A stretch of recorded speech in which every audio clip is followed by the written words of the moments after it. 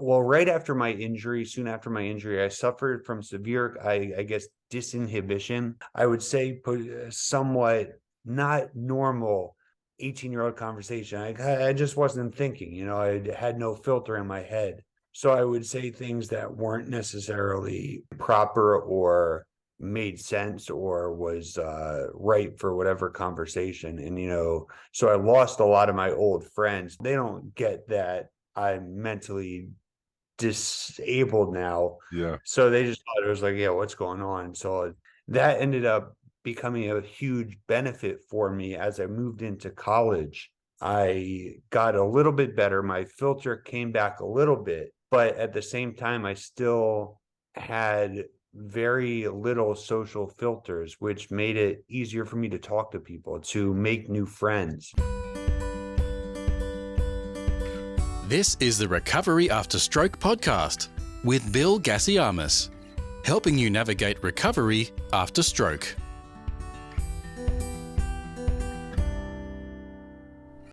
Chris Dittrich, welcome to the podcast. Thank you very much. I'm excited to be here. You got my last name correct. Not many people do, so well done. It's a good start. Yeah. Every once in a while, I get names correct. But Yeah. you're not a stroke survivor, but you are somebody who has a traumatic brain injury. And when you contacted me about whether or not I speak to people who are not stroke survivors on the podcast, I don't often, because they often don't get in touch. And then when you contacted me, I know that we're going to share a lot of similarities with regards to how our particular brain injury has impacted our lives. But I know that we're going to share a lot of things in common. And I know that people with traumatic brain injuries do have similar challenges and the same challenges that stroke survivors have. So why don't you tell us a little bit about what happened to you first? Correct. Yeah, exactly. That's why I was interested in talking to you as well, because many of the people I've discussed injuries and whatnot with are stroke survivors. It seems to be a little more common in the young survivor community, I guess. I'm not, yeah. So I am from Princeton area in New Jersey in the United States. I suffered a traumatic brain injury in a car accident when I was 18 years old, March 3rd, 2008. Over 15 years ago now, as crazy as that seems, which is nuts. It's been a whirlwind, but was just trying to beat my friends to lunch in school and flipped my car over, slid across the road, and didn't break any bones, but I hit my head hard enough to not wake up for a month. And then when I did gradually start to recover, I went from a coma to a vegetative state. So it wasn't just like one of the, oh, you're awake again, you can do this. No, it was another month and change before I can even grasp any sort of intellect from where I was or what had happened to me. But ever since then, it's been go, go, go, go, go. It's never been where we're feeling bad for ourselves, but it's always been, what can we do to start getting better, to start living life again? I think from at the beginning, when my brain was still in really bad shape, I had heard like doctors saying, oh, you can, after 1 year, it's going to be, mixed reviews. After 1 year, you're going to be good to go, or after 1 year, there's no more recovery. So from the start, it was, okay, I've got to do as much as I can, as quickly as I can. Tell me about what you were so in a rush to get to. So I know in America, it's a bit different than Australia. In Australia, we don't get our car license till we're 18, and very few of us have our license at 18 and our car at 18. But in America, they start at 16, right? I believe it's state by state, it changes. But in New Jersey, where I was from, I got my learner's permit. I got my permit at 16 and a half, I'm pretty sure. And then got my real license when I was 17. And then when you are the reward for being a senior in high school where I was living, we were allowed to go out for lunch instead of being stuck with the school lunches in the cafeteria. We were able to go out to have lunch around the town. It was a small town. So I was again, I can't remember this now, but from what I surmised and what I was told by other people, I was trying to beat my friends to Taco Bell. And obviously I lost that race. But Yeah. yeah, Just and just being so irresponsible and speeding, I imagine, and not paying yeah, attention right. to the road Right, conditions. exactly. Yeah, yep. That's exactly what it was. And ended up hitting a tree, breaking a tree in half on the other side of the road. But thankfully, I was the only person in the car. You know, usually I would have gone to lunch with other people. We had a carpool just to save. We were 18-year-old high school students. We were trying to save gas money, whatever it was, Yeah. and just not. But for some reason, I was by myself, and it was a single car accident, so I didn't injure anybody but myself. You know, and that means something to me because through the 15 years and through all of the fortunate successes I've had, everything would have been kind of hindered or drawn back if I had injured somebody more severely than myself or killed somebody, or at the same side, you know, if they were okay with no injury whatsoever. And because That's interesting. yeah, you know, because you don't mean to be competitive or what, but you always want to be the best. And it would have been, let's just say it was good that it was a single car Yeah. accident. It sounds like Yeah. it.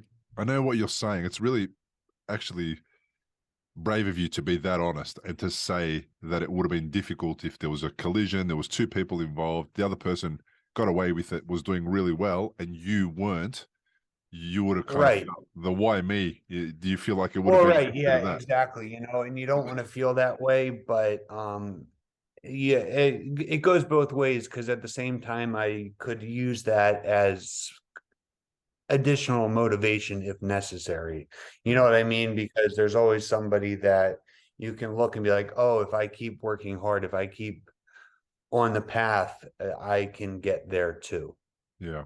Someone So to look up to in a way. Yeah. yeah, yeah, I hear you. So when you had the collision, and you hit your head, were you wearing your seatbelt or there was no seatbelt? Thankfully, I had my seatbelt on, and what the EMTs told me is that I was sitting in the car normally, but knocked out, of course. So I think the car flipped. I hit my head on the top left side of again, Australia, you guys drive on the left or the On the right. steering wheel is on the left or on the right? On the right. All right, okay, so it's on the left in the States. So I popped my head and hit this side of my head. And again, other than that, it was smooth, no broken bones, nothing that would paralyze me that couldn't be recovered. Again, I was paralyzed when I woke up. The right side of my body was paralyzed. But again, it was little by little, I started to be able to move again. And that's what the doctor said. That's what my dad, who did hours and days of research, saying, hey, neuroplasticity, if you want to get better, you got to start moving it as much as you can. Move your fingers, move your leg, move your hand, whatever. And that's where the stroke and a brain injury start to come together. Yeah. So I with your think brain injury, the recovery. yeah. So you hit your head, but what did they say happened to your brain? Like, what was the damage done? Was there a specific Uh, lesion or was there internal bleeding? What was there? no bleeding. It just I hit my left temporal lobe. Mhm. And again, this is where I guess it goes a little bit different than a stroke, is that it was just I had no internal bleeding, just Trauma.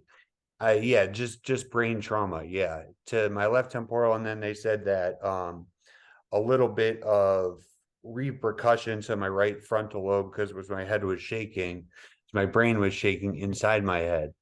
But yeah, and then no hemorrhaging, no nothing like that. Fortunately, you see a number of people with brain injuries Yeah. or with strokes as well that they need to have, when if their brain swells too much, they Yeah. need to have part of their skull cut to allow the brain to continue to swell until it is Yeah. starts to heal. But I thankfully, I just have a little bit of a scar only from where they put the monitor Uh-huh. to check to ensure my brain was not swelling to the point where I had to have anything cut off to Right. Relieve the aid the pressure. yeah, exactly, yeah. Yeah. So it's a common thing in stroke. It definitely is. And one of my coaching clients is just had his skull put back in. And my God, he's had literally one half of his head put back in Yeah. just a couple of weeks ago. And it's amazing. He looks far happier. It seems I could imagine, yeah. yeah, right. It seems like there's a lot of progress that is made in that short amount of time. Yeah. Everything is looking on the up, so it's a big deal. But what an amazing life-saving procedure to be able to cut half the skull off and then put it aside for a little while the brain does its Oh thing yeah. and recovers. Well, what they told me, because I would always be when they would always people who had their skull off, they always be wearing some sort of a Helmet. it was always a blue helmet for at least where I was at Kessler at the rehab. It was I remember it being a blue helmet, and they said that they would have to keep their skull in their stomach, Yes. like it was sewed in to keep it alive and keep it. Yeah. Yeah. Hey. Yeah. So this Yeah. particular Unfortunately. amount of skull, because it was literally half of his skull, it wasn't alive when they put it back in. So they take it out, they put it aside, they store it, but it's not Yeah. alive. Now, if the skull flap is small enough, yes, they do put it in the person's stomach so that it remains receiving blood and Yeah. and all the things that's necessary to keep it healthy and well. And I interviewed a stroke survivor on the podcast, and I'm going to find the episode. Who Yeah. her name is Leanne Carla Bigornia, and Leanne Okay. had her skull flap removed, and it's in her belly. Correct. And what happened was she ran out of the time frame that they want to do the surgery and to put the skull flap back, kind of elapsed, and as a result of that, um, she wasn't able to have it put back in. And what that meant is that now it's permanently going to remain in her skin Yeah. above her belly. And Leanne was on episode 105, and she had an amazing story to share. So Right. That when I hear stories like that, when I hear, it just, my injury was severe or whatever, and I was in the coma, paralyzed, whatever. But, I'm so fortunate. I'm so grateful to be able to be to have been able to recover to this point, that it gives me so much gratitude and feeling of hope and wanting to continue to improve even further, right. because I feel like I have the opportunity to, Yeah, so it's it's a yeah, big deal. exactly, yeah. Yeah. So then in your head, from that collision and hitting your head on the car frame, I imagine, or the car roof. So Right. what happened? Did you get some cell death? Is that what happened in that location where the It, trauma was? yeah, it must, yeah, exactly. I just millions of whatever brain cells were killed instantly, the ones that controlled the right side of my body. Yeah. So it again, when any kind of movement that I could get from the beginning, right there back after my injury in 2008, it starts to regenerate new cell connections Yes. between the again, as many of your viewers will know, the beauty of neuroplasticity, that other neurons are recruited over to the injured part, and they can restart and be retrained so that we can get better. We can start moving again. Yeah. So when you Awesome. came out of hospital, you needed rehab to get the left side. Is it the left or right side? The right side, the right side. The right side up and running again. What else were you dealing with? You're dealing with deficits. What else were you dealing with? Fatigue. What other issues did you have? If you've had a stroke and you're in recovery, you'll know what a scary and confusing time it can be. You're likely to have a lot of questions going through your mind. Like, how long will it take to recover? Will I actually recover? What things should I avoid in case I make matters worse? Doctors will explain things, but obviously you've never had a stroke before. You probably don't know what questions to ask. If this is you, you may be missing out on doing things that could help speed up your recovery. If you're finding yourself in that situation, stop worrying and head to recoveryafterstroke.com, where you can download a guide that will help you. It's called 7 Questions to Ask Your Doctor About Your Stroke. These 7 questions are the ones Bill wished he'd asked when he was recovering from a stroke. They'll not only help you better understand your condition, they'll help you take a more active role in your recovery. Head to the website now, recoveryafterstroke.com, and download the guide. It's free. Hello and welcome to the Recovery After Stroke podcast. If you are a stroke survivor with a story to share about your experience, come and join me on the show. The interviews are not scripted. You do not have to plan for them. All you need to do to qualify is be a stroke survivor or care for someone who is a stroke survivor, or you're one of the fabulous people that works in a space that helps other stroke survivors. Go to recoveryafterstroke.com/contact, fill out the form, and as soon as I receive your request, I will respond with more details on how you and me can choose a time that works to meet over Zoom. In this episode 260 of the Recovery After Stroke podcast, I'm joined by Christopher Dittrich, who is not a stroke survivor, but a TBI survivor, traumatic brain injury survivor. And in our discussion, we discuss, amongst other things, the similarities in recovery from a TBI and a stroke. Everything, yeah. Fatigue, executive function issues, a whole lot of everything. But again, the biggest thing for me was physically. Well, right after my injury, soon after my injury, I suffered from severe, I guess, disinhibition. So I would say more through messaging, through texting old friends from high school and stuff. I would say somewhat not normal 18-year-old conversation. I just wasn't thinking, I had no filter in my head.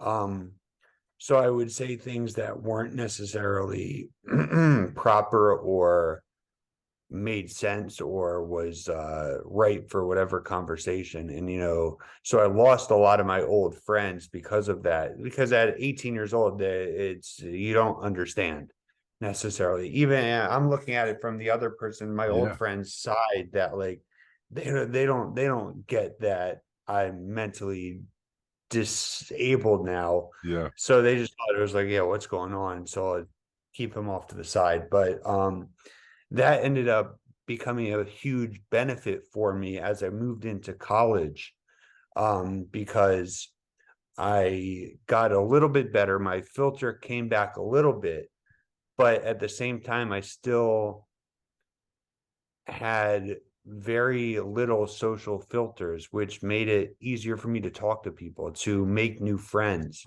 When I went from New Jersey, I spent 18 months in rehab in New Jersey after my injury, just to get well enough to go to college. And I moved to Miami, and I knew everyone on campus because I was the friendliest guy, because I would just start talking to everyone. Didn't matter whether you were a lot of football players that were very popular football players. Oh, they were all my good buddies. Anyone. It was, so I used it to my advantage still until today, even meeting new people and being friendly and being social and getting things done because of it. Yeah, it's the way to be. Do you feel like that filter is still not there?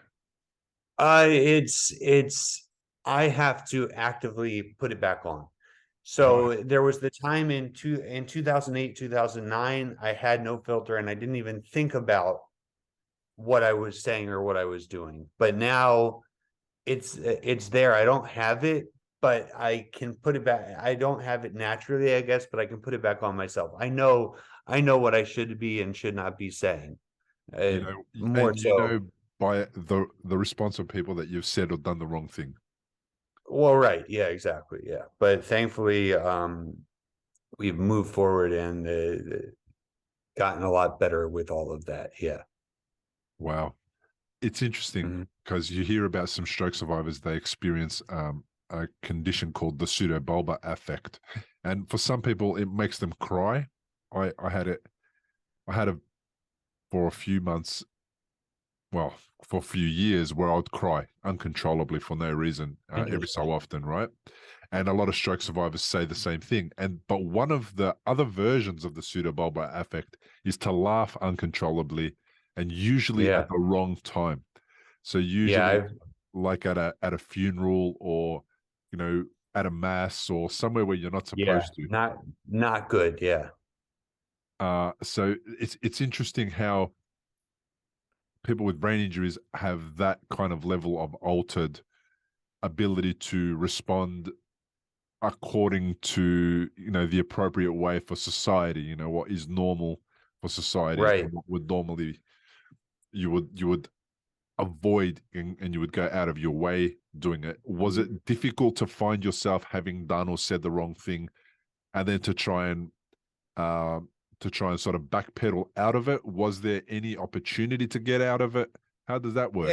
Sometimes there was, sometimes not. I still have a few of my friends from back then, people who are understanding. It all came down to the other person, whether or not we would still remain friends and stuff. But we more importantly, if they didn't understand, we move forward, we keep going. I made a mistake, but if they're not understanding, then I don't need them, I guess, or Yeah. just not a match, what I've figured out. So But it when you got injured, at what part of your schooling was that? Was that near the end of your high schooling? yeah, I had just started. Well, it was my second semester of senior year of high school. So I had already finished applying to all my colleges, you know how it is in the US. And my parents, unfortunately, they were the ones who had to open up all my acceptance letters because I was in a coma at the time. So but thankfully I had already taken my SATs, I had already applied to all the colleges, so I'd done all that stuff. Second semester of senior year in the US in high school, it's just lazy. It's your extended spring break, if you could say, you could You're call just seeing the year it. through. Right, exactly. Yeah. And so I was still in some of my videos, if you've seen that, I still participated in the high school graduation.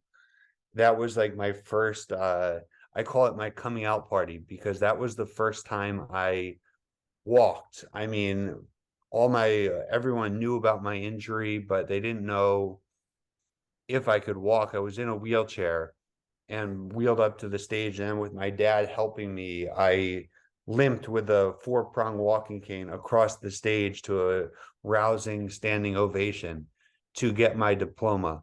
And that was kind of my, like, let's go, let's go, let's go kind of a moment to really set up for the next year when my friends went off to college and I stayed home to get well enough to go to college, hopefully the following year, Right. which I did. And then college, that freshman year of college was another huge undertaking. I had vastly underestimated the amount of physical strength I would need. So freshman, I was in really bad shape. Hard to walk, hard to do anything, because I moved down to Miami. It was the summertime. It was hot. It was humid. It was Right. very challenging. Yeah. So do you find the weather impacts you differently now than what it did, say, beforehand? Do you recall? Is there a difference?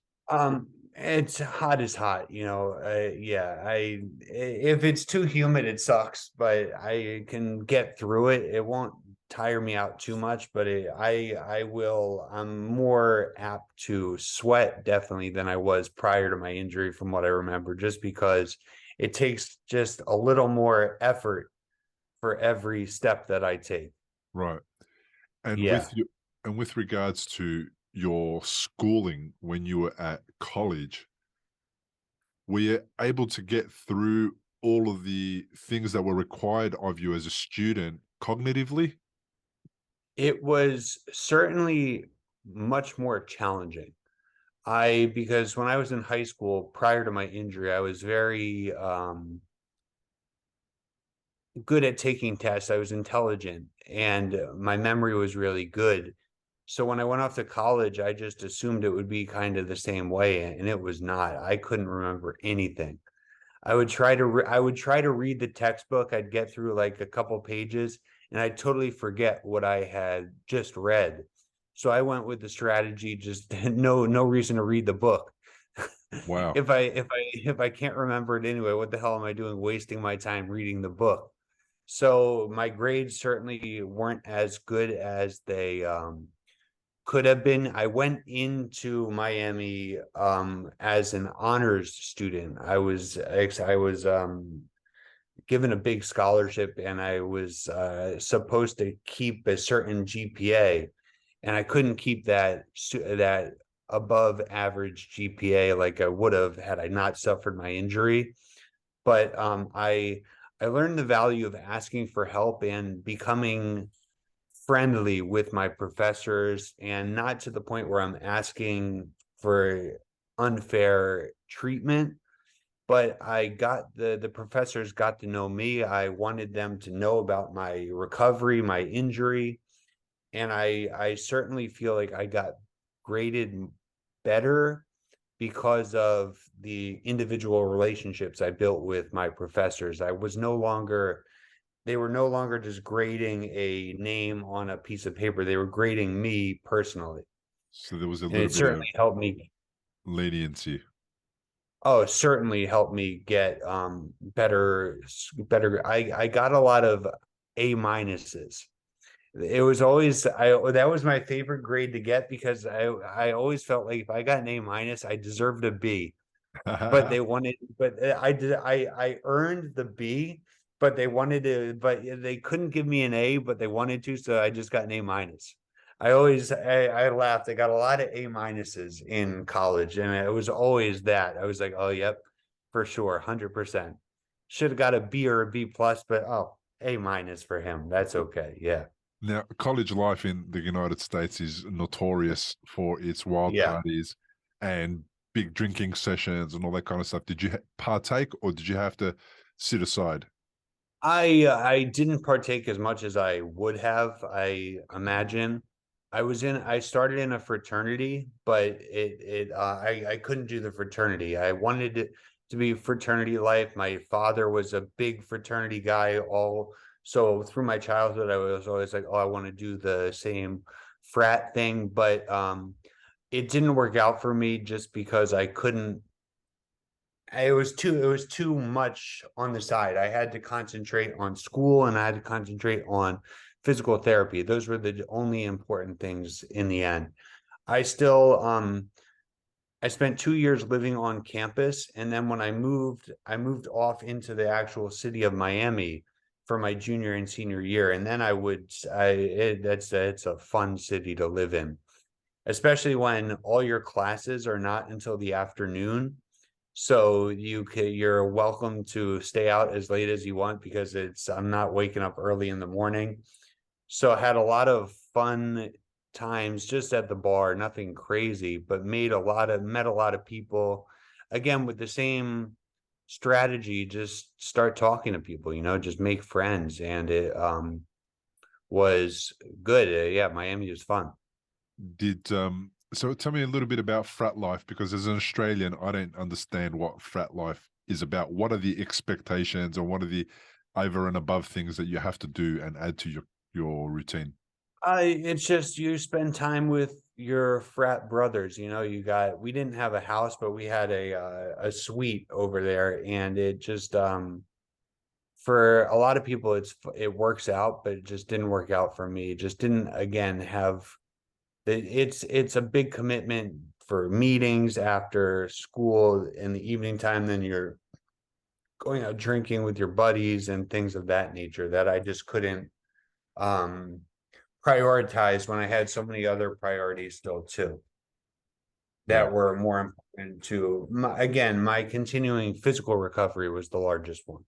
So the fraternity isn't necessarily extracurricular activities associated to your studies. It's just Oh it's no, just it's for fun. It's for fun. It's for brotherhood. yeah. Yeah, it's party time. Yeah, it's not for at least most schools. I was only in it for a little while. It didn't last for me, but yeah. Yeah, I hear you.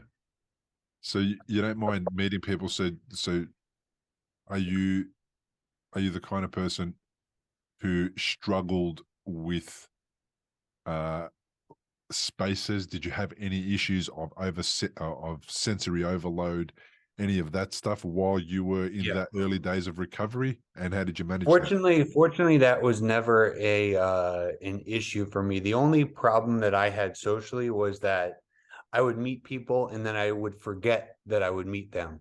And again, that was just my short-term memory was very poor still. I wouldn't remember names for anything, but I would just I meet a person one day and then a couple of days later go up and say the same thing and meet them again. And they were like, yo, we just met. And it would make me feel rather bad. I would feel stupid. I feel, oh gosh, yeah, this sucks. So again, I had to adapt. And instead of meeting people for the first time, when I would meet somebody, I would just go up and pretend we already know each other. Uh-huh.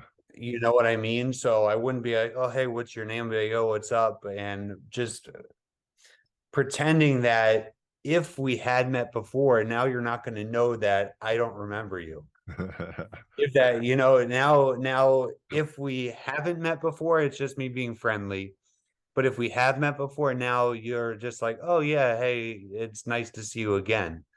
So it was a strategic kind of a shift. Yeah.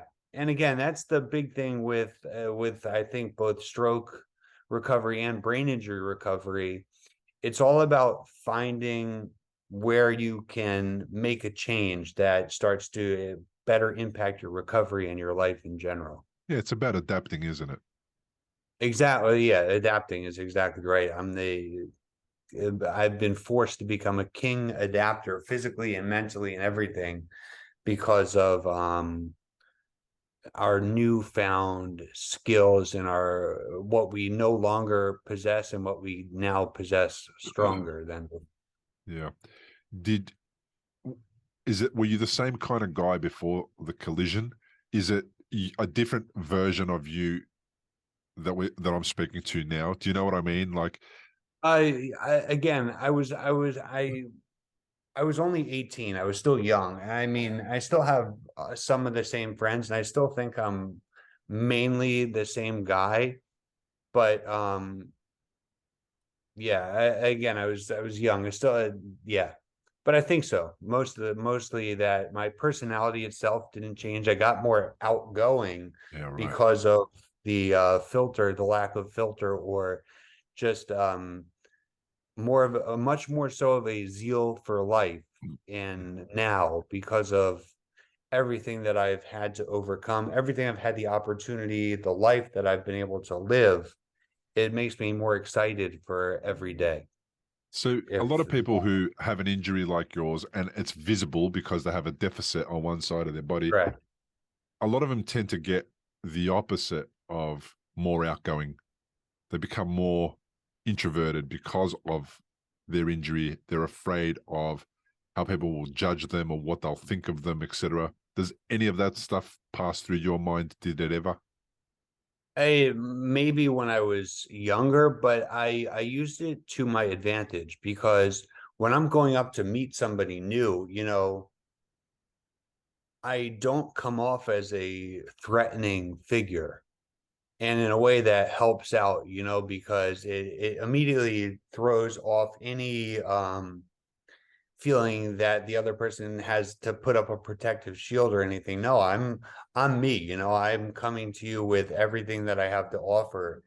And it's going to be to very confident in myself. It's going to be to your benefit, the person that I'm coming to meet. It's going to be to your benefit if you're going to give me the time of day that I'm going to say something, or just by being around me and around my zeal for life, passion, that you're going to have a better day then too, because we've had a good conversation.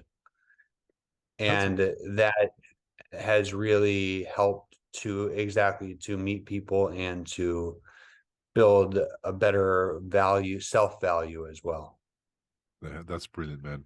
It seems like That for anybody that's going to listen to this, that's feeling very shy or very whatever from their injury, think of it exactly like that.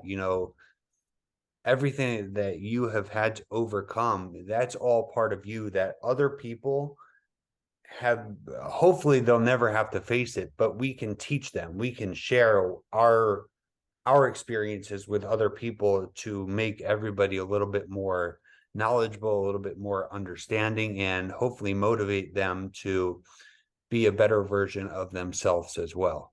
yeah. It seems like you take it all in your stride. Was there dark days? Did you have difficulties and times where things were really bad? And Back more so towards the beginning, I guess there were times when, back when I was in my acute recovery, first year or so, because this was before, a little bit before, Facebook was here, but Instagram was not there. I didn't have a community yet, I didn't have anyone to look forward to and be like, oh, wow, I can still get better. yeah, Yeah, I can still live a whole fulfilling life. I was stuck there laying in my bedroom in New Jersey with my right side of my body wasn't working. And occasionally in our outpatient rehab, they would bring back success stories. Like they would bring back old patients, and what I experienced, they weren't doing that well. That the people that they would bring back and like parade around, like, oh, look at, he's a proud veteran of our outpatient therapy. And I'm like, yeah, physically they're okay, but mentally wasn't always all the way there. And I'm like, wait, is this it?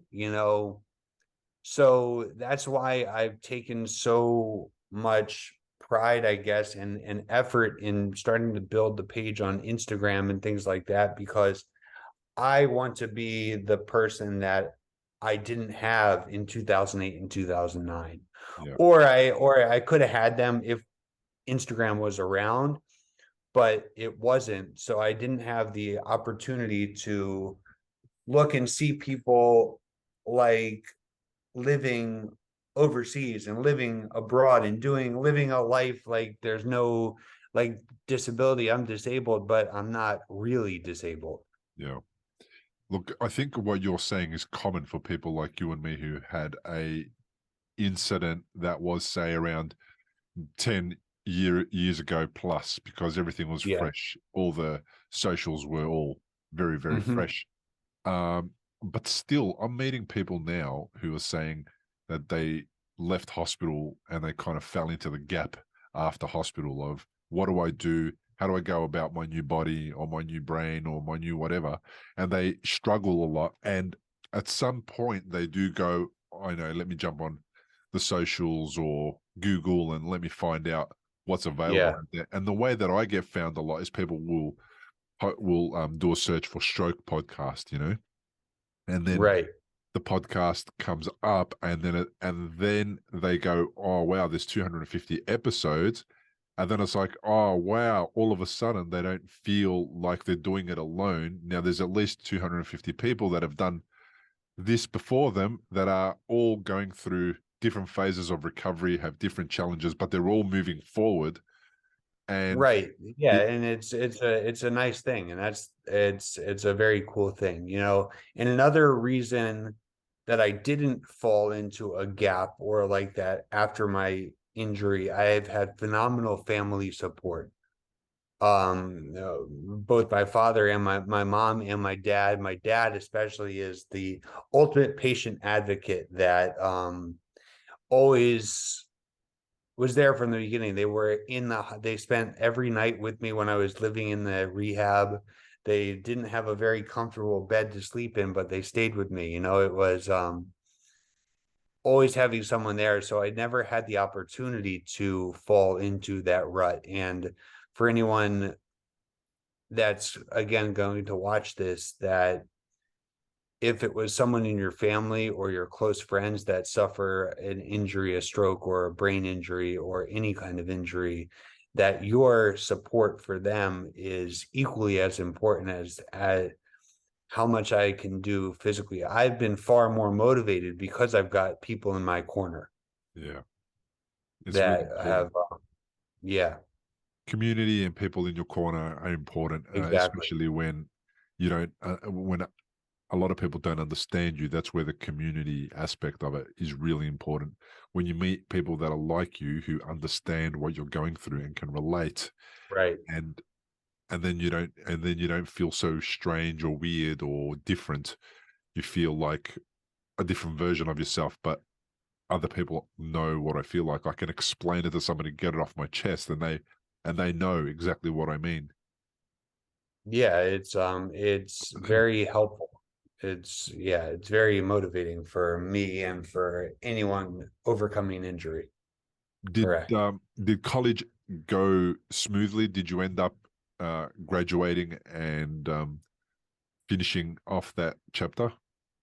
I did graduate in 4 years. I took summer courses to I had a reduced course load. Instead of 5 courses, I took 4 courses every semester so that I have a little more time to for exercise. And then in the summertime, I would go to community college back home, and I got some extra credits from there. Then I was able to go abroad. I went abroad to Beijing during one of the summers, spent a month in Beijing, and it was amazing. That was my first real overseas travel. I went with my family prior after my injury, but that was when I really felt like, yeah, I could do this. I can live anywhere in the world because I survived that trip to Beijing, that summer in Beijing, which was crazy and amazing. And then the following year, I did another study abroad in the summer to Ecuador, the Galapagos Islands. So I took advantage of every opportunity to go different places, and in the end was able to graduate after 4 years, again not with a GPA not as high as I would have been prior to my injury, but I was able to graduate. Was it? Did you have reservations about going overseas on your own and being independent? Not at all. Not I had to work hard to convince my teachers, my professors, that I was capable, that I was able to go. And then when I got there, I realized, oh shit, maybe I should have thought about this a little bit more, especially that first trip to Beijing, because we were going to class a little bit, but then we were going on tours to the Great Wall. And fortunately, I had been there already with my family before my injury. So I wasn't there to tour. I was there to learn and to get credits. But I had vastly, again, underestimated the amount of physical effort it was going to take. I couldn't do it. So after 2 weeks, we were leaving Beijing, going to Shanghai. And I said, hey, Professor Chen Lao Shi is what you would say, Professor Chen, I'm not gonna continue. I'm gonna stay here. I can't continue with the class. I'm gonna stay here. My dad's gonna come out. We're gonna yeah, so I ended up staying in Beijing, actually, it was my dad didn't come. I stayed in Beijing on my own for those additional 2 weeks. And that was when adaptation 100%, I was able to continue with a private tutor, made friends, had the best 2 weeks ever, just not having to walk around too much, just being able to go to class, just going back and forth, staying on the campus. It was incredible, ended up being incredible. Right. But again, like with the reservations, never. And that has it's made life a little more, it made experiences a little more challenging for me, but Yeah. it has made me much stronger because it's a common thing. Oh, do I want to do this? Yeah. Is there any thought about maybe not? No worries at all. No concerns until I get there. I'm like, oh shit. Maybe I should have thought this through a little bit more. I like But that though. I like that approach. If it's a calculated risk and you're just going overseas and you're stretching yourself a little bit, it's no big deal. And I like that, right. not overthinking it. I mean, if you overthink things, you convince yourself out of amazing opportunities, and you convince yourself out of opening new doors and experiencing new experiences and meeting new people. And that's the thing about, not putting too much thought into it. I think it's actually a great personality trait to be able to, if it's about having a new experience, I think it's a great thing not to overthink. If it's about, should I invest my last $100 on Right. beer? A little different. Yeah. Yeah, you should definitely think about that a little bit more. If there's nothing else and you We need made some food, mistakes. We made some mistakes on that side too. But without a doubt. I agree with you that and that's what led me to Bangkok as well, where I am now. I mean, after college graduation, I started working at a banking institution, but because prior to my injury, finance was the route. And so I went through college, got my finance degree. Then I realized sitting in an office for 10 hours a day by myself, it wasn't right. I couldn't do it. So I went back to graduate school for hotel management because I liked the traveling, all the traveling that I had done in college, and being able to speak Mandarin and learning some Spanish when I was in Miami. I want to be able to live talking to people and being able to live around the world potentially. So I went back, I got my master's degree in hotel hospitality and tourism management. I applied for a job. I interviewed for a job with a worldwide posting. Didn't hear anything back for 2 months. And then I think it was December 23rd, 2015. I still remember waking up to an email from a hotel in Bangkok. Chris, we got your information from the Accor portal. We'd like to interview you. Did an interview the next day. A Zoom, or I think it was no, it was only Skype still back then in 2015. No, Zoom we hadn't gone through COVID time yet, so Zoom didn't exist. Yeah. And then did the interview at night, then woke up that next morning. I think it was it was Christmas Eve now. To a job offer in Bangkok. Hey, we want you to start. Your first day of work will be January 18th or something. Like only in 3 weeks. They wanted me to move in like 3 weeks. And right away, it wasn't even a thought. Okay, we're doing it. And again, I've got phenomenal family support. They trust my decision making for the most part. Your And judgment. yeah, they realize that I can adapt and make whatever. I don't put myself in too much danger or risk. But I was like, yeah, we're doing it. So 3 weeks later, boom, I was here in Bangkok. And I've been home a bunch of times, but I've been living here now happily and free since 2016, feeling incredible about life in general. Yeah, that's great, man. Well done. Yeah. So what's the position involved? What does do you have the hotel manager's role? What does it involve? Oh, well, I'm no longer working at the hotel. This was a couple of years ago now. Now I'm in a private craft beer business entrepreneur. I went back to the business side a little bit, but the hotel was awesome because I was a guest service manager. I was just talking all day. I was using, it was all the new skills I had picked up since my injury, because I was unrivaled with my approach in the hotel lobby, with meeting guests, speaking in Mandarin, speaking in a number of different Asian languages, all at one time. Thai, of course, Korean, Japanese. Didn't matter where you were from, I was going to be able to connect with you, just like I had done in college. I used the same skill set that I had adapted and picked up when I moved to college. When I moved to Miami, I was doing that same thing now, working in the hotel in Bangkok, and it worked exceptionally. It worked really well. Customer facing, if you can't talk and you're a customer facing individual, Yeah. you're going to struggle a little bit. And again, it was a little bit of a struggle, more of a struggle here in Asia. People will stare much more so relentlessly than in the United States.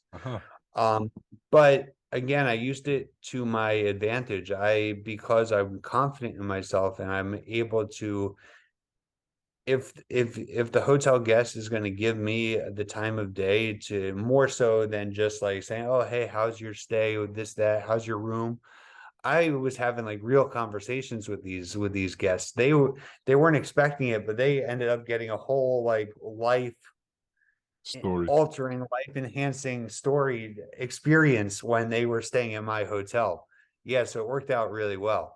So do you feel like culturally there's more of a stigma around disability in countries in Asia, for example, compared to what the United States is Yeah, like? I did an internship in Hong Kong, in China and Hong Kong, big time. Here in Thailand, I shouldn't, yeah, here in Thailand, no. In Thailand, this place is amazing. Everything is culture is really incredible here. Just like everything is good. Everything, oh, my Penrai cop is, oh, never mind, no problem, nothing wrong. Yeah, it's really cool being here. Yeah, everyone is open, easy to talk to. So I've really found my stride and found myself here in Bangkok, here in Thailand in general.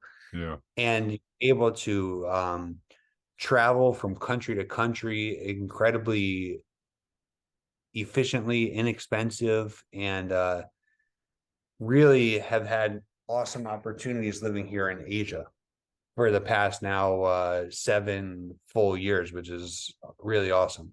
And again, makes me proud because of looking back to where I was in 2008, 2009, stuck there in the hospital, and now living the absolute dream out here. Yeah, absolutely, man. Good on you. Do you feel like perhaps, you know, when you were 18 and you come out of it and you're out of hospital and you're sort of in rehab and you're doing all the different things that you're doing and you're kind of trying to get back to quote unquote normal life, right? Did you feel like you got away with it and that you shouldn't be around and this is a second chance? Like, how did you mentally deal with that side of the equation? I just always to continue to do the best that I can. Obviously I was given another opportunity. Certainly I feel that way. And so it's again, I don't know if you are religious or what, but I feel like I'd be doing whoever a disservice if I do not continue to make the most of every opportunity in life. Even not, for even if you're not religious, that's important. Yeah, right. Yeah, it's because I know so many, I've experienced just through meeting other people, that there are some people who have suffered injuries that are nowhere near as serious as my car accident, but they're not able to live the same life that we are able to now. And of course I feel that, and I was given an incredible opportunity that I need to live life to its fullest, to enjoy it and appreciate it. Yeah. It's a lot of people do say, that they were looked after, or somebody was looking out for them, or this is their second chance. This is Right. they're going to make the most of it. That's there is a lot of that. You do hear a lot of that in the stroke survivor community, and I especially feel that way. For me, I'm a completely different person. I'm not the same person that I was before stroke. Yeah. I have a podcast, for God's sake. I wrote a book. Yeah, you got That's thousands of viewers. Yeah, it's incredible. Yeah. there's 250 interviews. There's Yeah. coaching that I do. There's a whole bunch of stuff. It has changed my life for the better so much, and I still live with all of my challenges, and my challenges are mine, and they're not as bad as some of the other people. For example, when I say as bad, they're not the same as some of the other people. Correct. But I live with them It's all every day. relative. Yeah. They still bother me. They still annoy me. They still do all that stuff. I still wake up every morning and have to be careful the way I get out of bed and all that kind of stuff. Right. But it's so much richer. My life's so much richer because I took a similar approach to you. And the approach was that what I'm going to do first is I'm going to help other people. How am I going to do that? I didn't know at the time, but I just started to volunteer with the Stroke Foundation here in Australia. And I just started to talk to people about raising awareness about stroke and then how to prevent stroke. And that's all I was doing. And that was really helpful. But that led to public speaking, and that led to me doing some gigs and speaking on an annual basis to a university where we talk to the third-year occupational therapy students. And I go and take them through the process of, my experience with occupational therapy and the goods and the bads and what was, how it helped me and all that type of stuff. Trying to shape the future helpers, the future people to help. Yeah. That's it, right? So it's like the guy before stroke didn't do any of this stuff. Just boring old, tradie. I used to just go to work and then come home and then catch up with some friends. And the old me was just mundane, just, pretty mundane. And not that I was bad or I had a terrible life or anything, but this is far richer. What I'm doing now is far better. So, I know where you're coming from.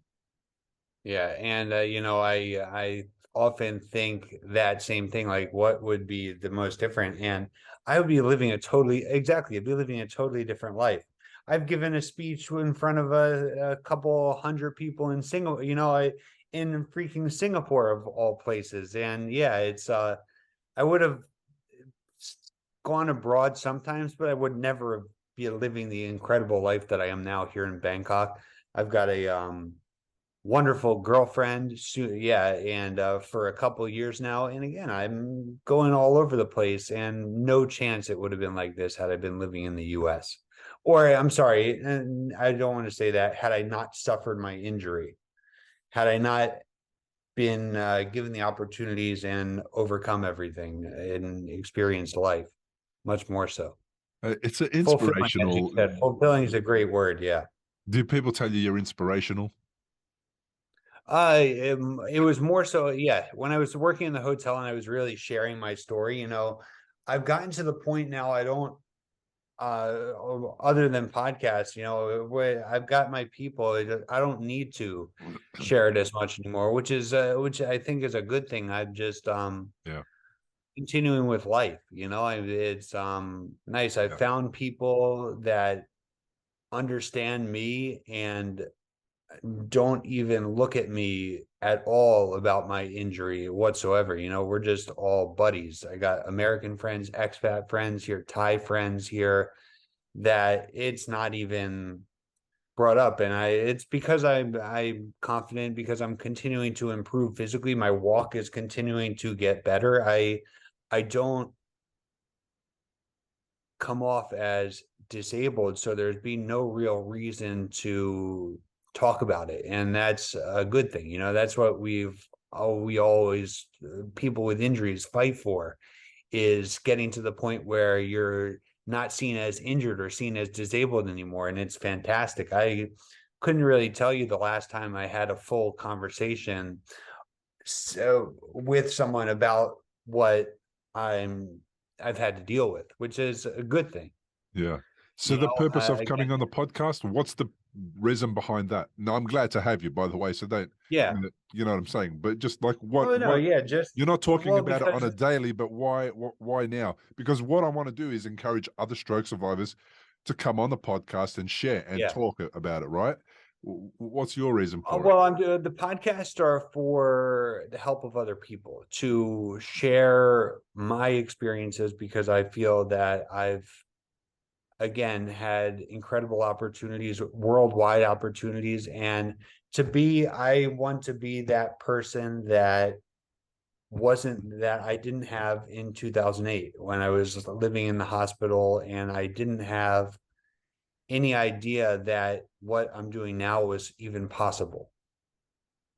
It gives other people hope. It gives people who have just had their injuries hope to continue to keep moving forward. And you're going to have, I spent a year, 18 months in therapy, mundane, doing nothing every day, physical therapy, occupational therapy, speech therapy every day. And so it's good to be able to come on here now and showing that it helps out, that don't get discouraged no matter what level you are and what stage of your recovery you are, that you can always continue to improve. It's we didn't with the stroke and with brain injury both, the beauty of the brain is it can fix itself, but not just a snap of fingers because you say, oh, fix me, because we work for it, because we've had to work towards it. And if we can continue to do that, then you can live whatever life you want to live. On that note, thank you so much for joining me on the podcast. Yeah, thanks for the opportunity. It was great. Now, thanks for joining us on today's episode. To learn more about my guests, including links to their social media and other pages, and to download a full transcript of the entire interview, please go to recoveryafterstroke.com/episodes. If you would like to support this podcast, the best way to do it is to leave a 5-star review and a few words about what the show means to you on iTunes and Spotify. If you are watching on YouTube, comment below the video, like this episode, and to get notifications of future episodes, subscribe to the show on the platform of your choice. Thanks again for being here and listening. I really appreciate you. See you on the next episode.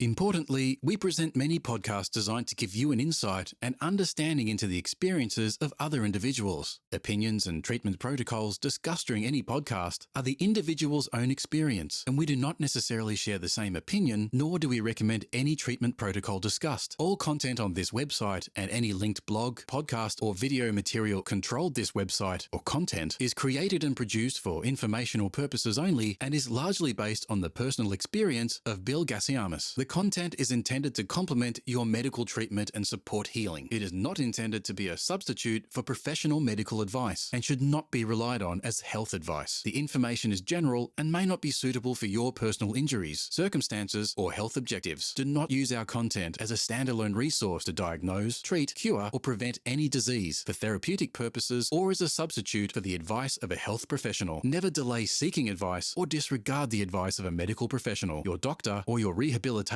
program based on our content. If you have any questions or concerns about your health or medical condition, please seek guidance from a doctor or other medical professional. If you are experiencing a health emergency or think you might be, call 000 if in Australia, or your local emergency number immediately for emergency assistance, or go to the nearest hospital emergency department. Medical information changes constantly. While we aim to provide current, quality information in our content, we do not provide any guarantees and assume no legal liability or responsibility for the accuracy, currency, or completeness of the content. If you choose to rely on any information within our content, you do so solely at your own risk. We are careful with links we provide. However, third-party links from our website are followed at your own risk, and we are not responsible for any information you find there.